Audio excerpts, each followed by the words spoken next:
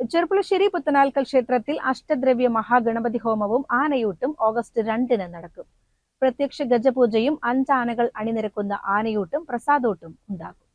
1008 നാളികേരം ഉൾപ്പെടെ 8 കൂട്ടുകൾ ഉപയോഗിച്ച് നടത്തുന്ന അഷ്ടദ്രവ്യ ഗണപതി ഹോമം ഞായറാഴ്ച പുലർച്ചെ 4-ന് തുടങ്ങും. തന്ത്രിമാരായ അണ്ടലാടിമന ഉണ്ണി നമ്പൂതിരിപ്പാട്, അണ്ടലാടിമന വിഷ്ണു നമ്പൂതിരിപ്പാട് എന്നിവർ മുഖ്യ കാർമ്മികരാകും. മേൽശാന്തി അകത്തേക്കുന്നത്ത് ശ്യാംകൃഷ്ണൻ നമ്പൂതിരി സഹകാർമ്മികനുമാവും. രാവിലെ 7-ന് ഉഷപൂജയും 8-ന് പ്രത്യക്ഷ ഗജപൂജയും തുടങ്ങും. 9-ന് 5 ആനകളെ അണിനിരത്തുന്ന ആനയൂട്ട് തുടങ്ങും. 11 മണിക്ക് പ്രസാദൂട്ട് ആരംഭിക്കും. ഒരുക്കങ്ങൾ പൂർത്തിയായതായി ഭാരവാഹികളായ പി കുട്ടൻ, സെക്രട്ടറി KP ബാലകൃഷ്ണൻ, സുബ്രഹ്മണ്യൻ എന്നിവർ അറിയിച്ചു.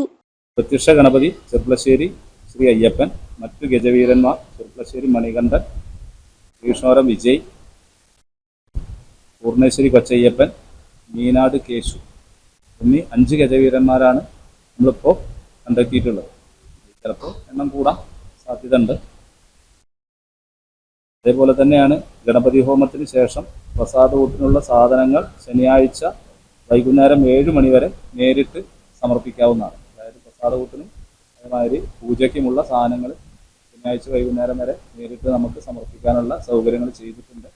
ഇതിലേക്ക് പങ്കെടുക്കാം എന്നുള്ളതാണ് അറിയിക്കുന്നത്. CCN ചെർപ്പുളശ്ശേരി.